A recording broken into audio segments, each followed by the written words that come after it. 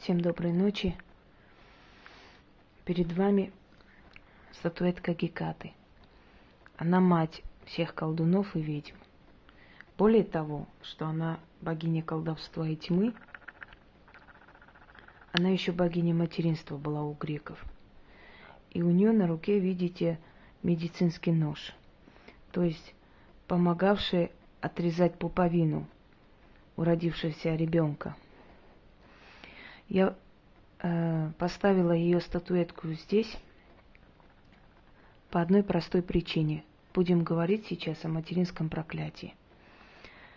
Дорогие люди, это один из видов самых страшных проклятий, которые существуют. И жизнь многих людей не получается и не идет вперед именно из-за материнского проклятия, они даже не в курсе этого. Проклятие матери – это не только, когда она говорит «я тебя проклинаю», или «чтоб ты не родилась», «зачем я тебя родила». Проклятие матери может проклятием являться и то, что ребенок был не очень желанный, или одного ребенка предпочитали другому. И физиологически этот ребенок начал становиться проклятым. Он проклятый становился в семье, потому что его не воспринимали, любили второго ребенка, хотя, может быть, у второго ребенка особо не было никаких достоинств.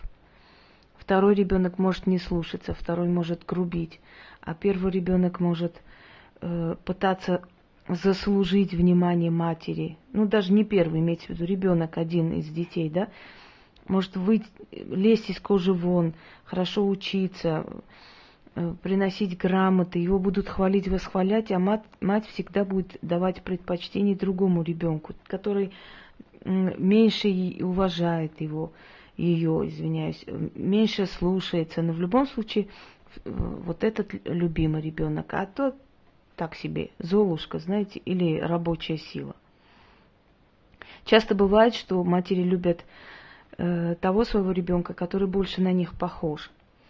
Бывают случаи, когда мать гнобит всю жизнь одного ребенка, да, а потом на старости лет как раз тот ребенок, который более всего был обижен и оскорблен в семье, становится на защиту матери, не бросает, а тот ребенок, которого она защищала, любила, отворачивается. И многие женщины к концу жизни понимают, что они обижали одного ребенка во имя другого. Я встречала очень много случаев, когда приходили ко мне женщины и говорили, что моя мать каждый раз говорила: ты должна повеситься, а твоего ребенка я сдам в детский дом.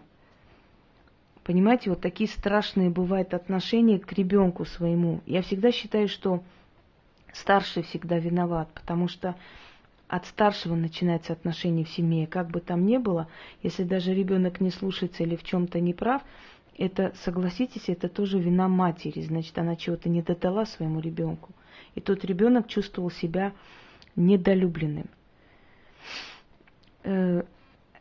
Бывает, что мы перерастаем это, что проходят годы, что люди понимают, что они к матери относились нехорошо, и мать понимает, что она переходила грань. Но эти высказанные слова, эти пожелания, этот момент, чтобы ты не родился, чтобы ты вылитый твой отец, как он, такая же скотина и прочее, прочее, это то же самое проклятие, это точно так же блокирует, закрывает судьбу, дороги жизни ребенку. Учтите это всегда. И иногда вы не замечаете, почему ваша жизнь не складывается. Дорогие девушки, иногда бывает, что вы разводитесь и приходите домой, и мать, которая вас в детстве не любила, недолюбливала, да, вдруг очень сильно любит вашего ребенка. Она практически становится для него матерью. У нее уже материнская ревность. Она может потребовать, чтобы внук называл ее мамой. Понимаете, она может ваш авторитет ронять при ребенке. Она может делать вам замечания, она может запрещать вам наказывать его по простой причине, что у нее начинается материнская ревность. В ней просыпается вот эта мать, которая не просыпалась по отношению к вам. И она начинает теребить вам нервы. Она не хочет, чтобы ваша жизнь удалась, получилась по простой причине, что вы вдруг ребенка заберете. И вот ее внутренний протест и страх потерять внука настолько силен, что ваша жизнь не получается. Она как ставит блоки своим пожеланиям, лишь бы она не ушла, не получилось. Хотя она, может быть, душой ты искренне хочешь, чтобы у вас получилось, но подсознательно ее страх не отпустить своего ребенка. Она только сейчас поняла, что она мать, понимаете? Может быть, при вас она была озлоблена, может, она была после развода, может, у нее в жизни не складывалось ничего, она как-то не догуляла, что ли. А сейчас она осела, сейчас она взрослая, опытная женщина, и она чувствует вкус материнства, она радуется. Для нее это не внук, это ее ребенок. И она не хочет отдавать. Иногда намеки делает, мол, пусть он со мной поживет, а ты свою жизнь устраивай, родить себе другого ребенка. Вот бывают матери, которые дают такие намеки, говорят, они не хотят отпускать внука. До такого страха и ужаса не хотят отпускать, что ваша жизнь не складывается. Есть матери, которые могут настраивать против вашего мужа, чтобы ребенок не любил отчима, чтобы не было у них хороших отношений, у него ревность. Понимаете, если ее спросить, если ей напрямую задать вопрос, если ей сказать об этом, она будет отрицать. Она скажет, что это бред собачий, такого нет, я мать, я тебя люблю, я желаю тебе счастья, такого не может быть и все такое. Но постоянно настраивает, ей постоянно хочется конфликты в вашей семье. Это тоже проклятие матери. Один из разновидностей проклятия. Есть ребенок, который вырос в детском доме и держит обиду на мать. А мать, оставляя ребенка, уже прокляла его, можно сказать, отделила от себя, выкинула, да? Ребенок, который родился и стал причиной смерти матери, тоже проклят. Хотя мать отдала жизнь за то, чтобы он родился, в любом случае лона матери, ее организм, ее все это вот, как бы сказать, сущность вся ее отвергает этого ребенка, потому что этот ребенок стал причиной ее смерти. Хотя душа, может, и бережет ребенка, умершая мать всегда рядом с ребенком, но ее физиологическое тело, вот это вот ментальность, да, вся ее, она отвергает, потому что она хотела жить, она умерла из-за ребенка. Плюс к тому, что к ребенку уже отношения, может быть, не очень хорошие, отношения какой-то такой отторженности от мужа, который понимает, что он стал причиной смерти его любимой женщины. Хоть он и понимает, что это его ребенок, в любом случае он может внутри ненавидеть его, что лучше бы он умер, но моя жена осталась бы жива. Это тоже проклятие родителей, и матери, и родителей, и окружающей среды, да, из-за матери, скажем так, идет от матери. Как бы мы не сердились на свою мать, как бы она на нас не злилась, это организм, это человек, который нас воспроизвел на свет. Она нас родила, она дала нам жизнь. Хотела она этого, не хотела она этого. Поздний ребенок, ранний ребенок, желанный или нелюбимый, как бы там ни было, в любом случае. Для того, чтобы начать новую жизнь, нужно отпустить это проклятие. Оно мешает жить очень многим людям. Иногда матери в сердцах могут проклинать, иногда матери могут в душе пожалеть, что родили вас, потому что вы не соответствуете их идеалам. Да? Иногда женщины любят своего ребенка не просто потому, что он есть, а потому что он оправдывает их надежды. А иногда есть женщины, которые считают, что ребенок это как банк, вот туда вкладываешь, а потом оттуда забираешь. Да? Иногда любимый ребенок, которого обожали, а тебя угнетали, скажем так, потом становится абсолютно невыносимым, нелюбимым, и мать начинает жаловаться тебе на там брата, сестру, что, мол, вот он такой сякой, он это, то, и ты внутри думаешь, а помнишь, как ты меня гнобила, да, из-за этого человека, а сейчас вы вот, потому что они похожи, и когда они похожи, она вначале в молодости видит в нем себя, или своих родственников, или своего отца, понимаете, которого она любит или любила, потеряла. В одном ребенке она видит свою кровь, в другом ребенке видит кровь мужа и начинает отторгать от себя, не любить. Хотя, может быть, материнские-то вот какие-то инстинкты у нее есть, и она там свой долг как женщина выполняет, как мать, кормит вас, там одевает в школу, но в то же самое время она вам делает больно специально и радуется вашей боли, отравляет ваших котят, убивает там собаку или выкидывает, понимаете? То есть бывает даже, что женщина, издеваясь над своим ребенком, вымещает злобу на мужа. Вот он гуляет, у него любовница, это его выродок, и я его ненавижу вместе со своими детьми. И такое есть. И брошенные дети тоже прокляты матерью. И дети, которые не знают своих родителей, внутри таят обиду, что их бросили, даже если их вырастили в хорошей семье, тоже прокляты матерью, у них тоже не получается личная жизнь. Материнская сила, материнское начало Вселенной, она очень сильная. С ней нужно помириться, нужно снять это проклятие, выкинуть и забыть. Есть на Кавказе такое выражение: род матери проклинает, а грудь благословляет.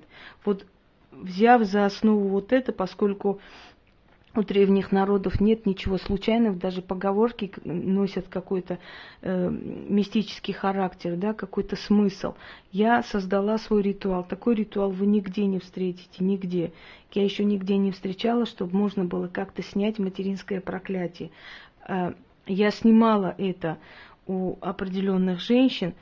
Я сейчас тоже снимаю у женщин. Я не буду ее фотографии показывать, потому что я считаю, что это, в этом случае неправильно, потому что я ее не предупреждала. Вот. Нужно вам взять молоко. Это молоко, если для вас вы проводите, вам нужно выпить. Если проводите для человека, который к вам обратился, ставите на подоконник, пока не прокиснет, потом выливайте. Просто выливайте, ничего такого. Водка, вот, пожалуйста. Свечи черные, красные и белая свеча. Красная свеча означает кровь, поскольку вы кровь матери, да, или этот человек кровь своей матери. Кость, потому что образуется внутри, в начале, в чреве женщины образуется кровяная масса и кости. И постепенно начинают образовываться органы и прочее, или наоборот, неважно. Но мы говорим кровь и кость и кровь. Вот это главное. Это мой ритуал, мой личный, испробованный, рабочий. Это проводят только практики. Простому человеку проводить это нельзя. Вы не вправе быть посредником между богами и людьми. Вы можете взять и выполнить те ритуалы, которые я разрешаю, которые я вам говорю, которые можно. Но есть ритуалы, которые могут проводить только практики для вас. Если вы хотите избавиться от материнского проклятия, вы идете к практику. Этот ритуал в помощь практикам. Это бесценная помощь для них, потому что есть очень много людей, которые из тюрем не вылазят, то из каких-то передряг не вылазят. И чем больше родители недовольны, тем хуже у них судьба идет. Это проклятие матери. Если человек увидел это в вас, он должен знать, как снять. Но такого ритуала я не встречала. Поэтому я еще раз говорю, что часто в жизни я сама создаю ритуалы, потому что понимаю, что жизненных ситуаций много, а ждать, искать сокровенные знания – это очень долго. И поскольку это работает, значит, именно то, что мне дали, что надо мне дали. Итак, давайте начнем.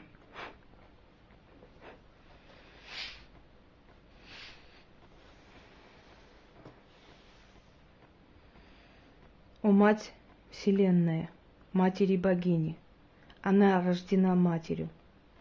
О Матери Богини, освободите ее судьбу от проклятия Матери, родившей ее. Пусть ее утроб ее благословит, чрево ее освободит ее от боли и неудач. Род ее проклинал тебя, а грудь пусть благословит обратно. О чрево, создавшее тебя, прости тебя, и ты прощай. Твои кости и кровь твоей матери, создавшей тебя. Ты часть своей матери, она часть тебя.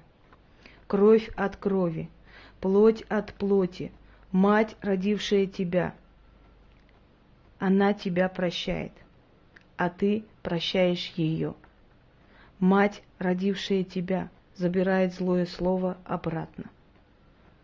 Проклятие матери, лети с ветрами, ударься об камни, спустись на дно океанов. Навеки там закройся. Не видит тебе солнца и луны.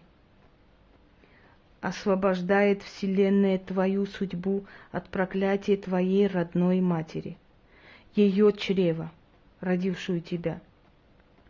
Очищает навеки судьбу твою от проклятия твоей родной матери. Пусть горит проклятие в огне, утонет в море, разобьется о скалы.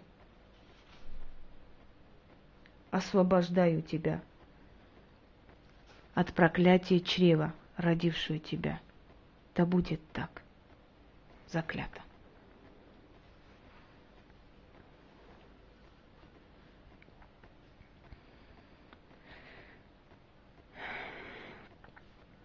Читать это нужно 7 раз. Я прочитала 1 раз. Еще раз предупреждаю. Даже я читаю, у меня руки задрожали. Это можно делать только практикам и больше никому. Если вы чувствуете, что ваша жизнь из-за этого не складывается, и если у вас увидели проклятие матери, то сделайте этот ритуал. Сделайте с помощью тех людей, которые имеют право обращаться к божествам и попросить за вас. Молоко, если проводите на себя, дорогие коллеги, которые имеют право тоже заниматься черным ремеслом, если для себя пьете, если для других, ставите на подоконник, пока не прокиснет, а потом выливайте.